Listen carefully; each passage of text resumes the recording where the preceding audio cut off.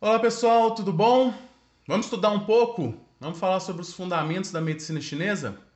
Eu sou o Renato Fleury e sou acupunturista e esse é o canal do Instituto Lucano. Começando hoje então uma nova série de vídeos, tá?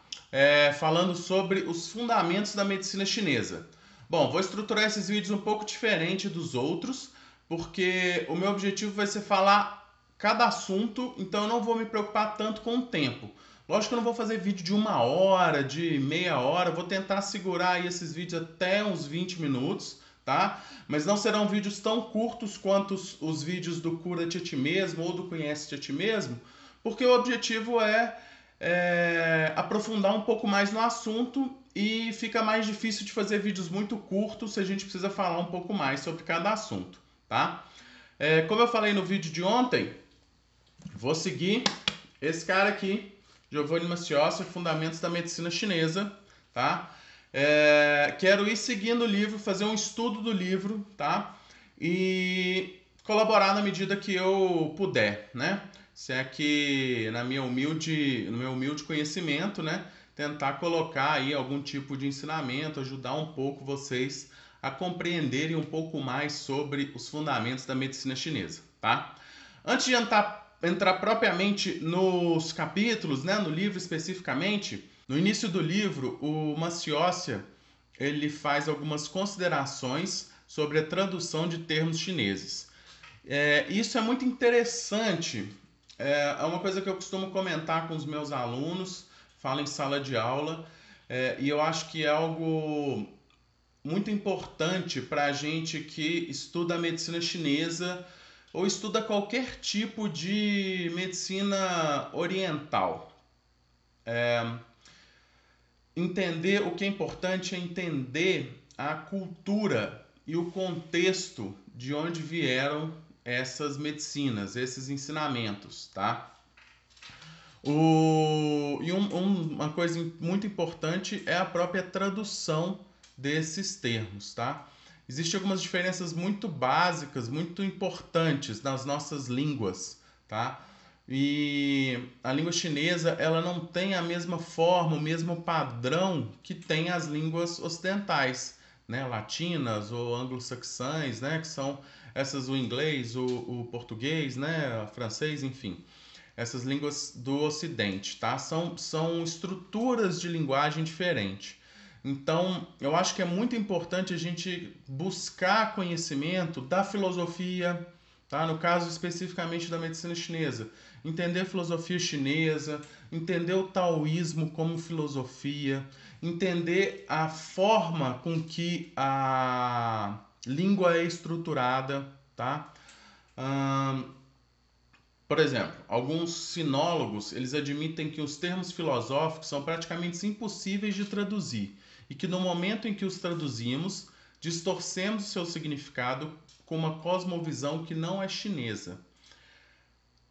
É muito profundo, né? A forma que o chinês pensa é muito profundo e muito divergente da nossa forma. A filosofia chinesa tem bases muito divergentes da nossa filosofia ocidental, né? Que tem uma base muito forte ali na Grécia, né? Com Sócrates, Platão enfim, essa galera toda aí que é o que nós costumamos às vezes a estudar na filosofia lá na escola, né? Quando se tinha filosofia, que eu acho que hoje nem tem. Mas enfim, é, eu acho que é muito importante a gente buscar esses conhecimentos, tá? E aí eu já dou duas dicas para vocês. Leiam o Dao De King, ou Tao Te King, ou Tao Te Ching, né? Que é várias formas de escrever isso aí. Mas é o livro base do taoísmo, tá? E se alguém gostar de ver os vídeos no YouTube, procure os vídeos da Nova Acrópole, que tem toda uma explicação, né? Os comentários a respeito do Tao Te Ching, que é feito pela professora Lucia Helena e são vídeos muito bons, ajudam bastante vocês a começarem a entender isso, tá? Para mim é um livro de cabeceira. Para quem não conhece o Tao Te Ching, são vários, se não me engano, 86 pequenos textos, né? Pequenos parágrafos. Então, cada um é um pedacinho. Então, é um livro que normalmente eu leio ali um parágrafo antes de dormir, né? Vou absorver aquilo, são ensinamentos. Não é uma coisa que você vai. Não adianta você estudar isso, vou pegar aqui, vou estudar 3, 4 horas de Tao Te Ching, né? De filosofia chinesa. Você tem que tentar assimilar isso aos poucos, porque é muito diferente da nossa realidade e do nosso padrão de conhecimento, da nossa forma que a gente vê o mundo, que a gente entende, que a gente começou a perceber isso, tá? E da mesma forma a linguagem, tá? Não falo aqui para vocês precisam estudar chinês a ponto de serem fluentes em mandarim, né? Em chinês, em cantonês, enfim. Não é isso, mas entender a estrutura do idioma, tá? Isso é interessante. E aí vai outro canal do YouTube que é Clube de Chinês, que é um canal que eu tenho seguido há algum tempo, e dá pra gente ir entendendo algumas coisas sobre a linguagem. Como eu falei, o meu objetivo, pelo menos, não é ser fluente em mandarim, né? É entender a linguagem, entender como é que se estrutura, tá? É uma linguagem muito diferente da forma com que a gente entende. Bom, peguei alguns trechinhos aqui desse apêndice aqui inicial do Maciossa para vocês entenderem o que eu estou querendo dizer. O professor Roger Ames, ele fala que nossos idiomas ocidentais, eles são orientados por substância e, consequentemente, são mais relevantes às descrições de uma palavra definida por descontinuidade, objetividade e permanência. Esses idiomas não são propícios à descrição e à interpretação de um mundo como o dos chineses, que se caracteriza principalmente por continuidade, processo e transformação. Nesse canal que eu falei para vocês, né, o Clube do Chinês, eu não vou saber falar para vocês agora o nome da professora que grava os vídeos. Mas eu coloco aqui nas descrições os links, né, pro canal do Clube do Chinês, pros vídeos do Tao Te Ching para vocês. Mas a professora fala que o chinês ele é muito mais entendido, ele é entendido no contexto, tá? As palavras isoladas, elas não têm tanto significado. Porque muitas vezes uma palavra, o ideograma chinês, ou um pinyin, que é a forma que se escreve, né, se transcreve o ideograma, essas palavras sozinhas elas não têm muitos significados, porque muitas vezes elas têm vários significados. Então você vai entender isso normalmente dentro de um contexto. Por isso essa questão de continuidade que o Ames fala, tá? As nossas palavras, o nosso idioma, ele é estruturado muito de uma forma que dá a característica do objeto. Você fala carro, você vai lá e entende o que é um carro, né? É aquele objeto lá que tem roda, que anda, tem motor, tal. Então aquilo é um carro. É mais descritivo, né, do que o idioma chinês e acho que os idiomas orientais de uma forma geral, tá? Ainda segundo o professor Roger Ames, nas tradições clássicas do Ocidente, o ser tem precedência sobre o tornar-se. E, consequentemente, essa última condição é basicamente irreal. Tudo que se torna chega a realizar-se quando chega ao seu fim. Isto é, quando chega a ser. No mundo chinês, tornar-se tem precedência sobre ser. Ser é interpretado como um estado transitório marcado por transição adicional. Muito, muito complexo isso, né? Mas deixa eu tentar simplificar um pouco essa fala. No Ocidente, o ser, ele precede o tornar-se. Então, o ser é uma coisa fixa, tá? Que pode ou não transmutar, mudar, tornar-se outra coisa. No mundo chinês, mudar, né, tornar-se, é anterior ao ser. O ser é um estado transitório, não é uma coisa fixa. Você não é algo.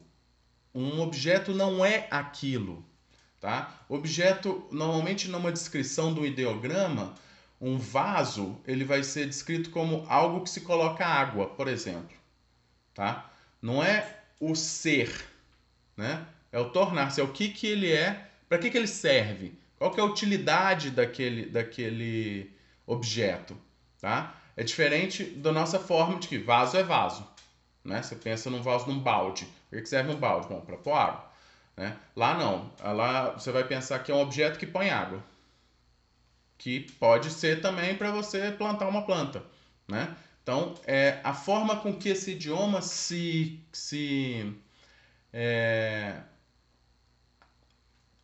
caracteriza, né? A forma com que o idioma se põe e se estrutura é diferente da nossa forma. Por isso que eu acho interessante e só para deixar claro, né? Eu sou acupunturista há um pouco mais de 10 anos. Isso é um estudo, né? Um estudo que eu tenho feito há algum tempo, não desde lá do início, tá? Então, se você está começando agora, não é uma coisa que você tem que obrigatoriamente fazer, mas eu acredito que tenho muitos acupunturistas, bons acupunturistas, que não têm conhecimento nenhum de taoísmo ou de filosofia chinesa, tá? Mas o fato de você ter conhecimento de taoísmo, de filosofia chinesa, da estrutura da língua, vai com certeza te tornar um acupunturista melhor, certo? Pelo menos é a minha forma de pensar. Pensar que existe uma correspondência certa e única entre um conceito da medicina chinesa e um termo ocidental é uma interpretação equivocada da própria essência da medicina chinesa. Então, os termos que a gente usa na medicina chinesa, eles não vão ter uma correspondência específica do termo na língua ocidental, tá? No nosso caso, no português. Por isso que a gente muitas vezes opta em falar o termo em chinês, né? A gente vai falar do Zi, do Po, do Hun, que são as essências, né? As matrizes emocionais. A gente vai falar dos grandes meridianos com os termos em chinês, porque é difícil de você colocar isso numa palavra no nosso idioma sem limitar o termo. Tá? Os termos em chinês eles são muito mais limitados do que as nossas palavras. As palavras ocidentais elas são limitadas. É a estrutura do idioma. Tá? O nosso idioma é estruturado diferente. Isso é importante a gente entender. Um exemplo interessante é de um termo que tem vários significados em diversos contextos é o Zi. Tá? O Zi ele pode ter no mínimo 4 significados diferentes. Pode ser força de vontade, quando se fala no Zi dos rins. Mas com relação aos rins também pode indicar memória. Além disso, pode significar 5 emoções que são conhecidas como Wu-Di. Ou ainda, no princípio do tratamento An Shen Jin Zi, ele significa mente. Então, você vê um termo, né? Zi, que eu nem sei se pronuncia exatamente Zi, tá? Mas eu acho que é.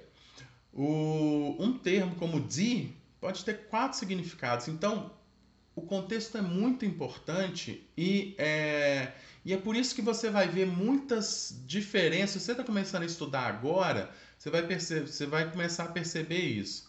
Você pega, mesmo autores clássicos, eles usam às vezes nomenclaturas diferentes para grandes vasos, para tipos de padrões energéticos, porque às vezes a pessoa traduz de um jeito e o outro autor traduz de outro, tá? E aí, é lógico, né? Isso aí vai de cada autor, a forma com que ele prefere traduzir.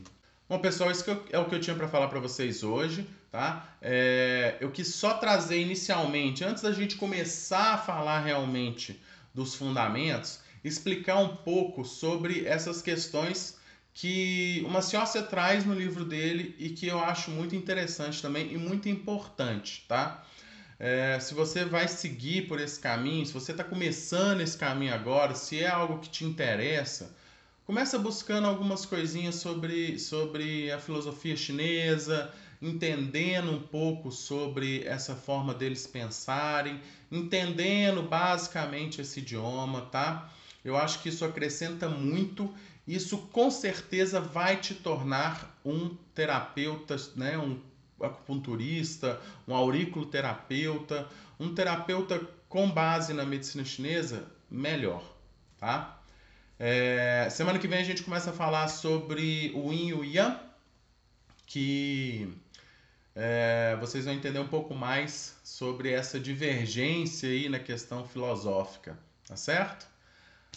Até semana que vem, um abraço para vocês.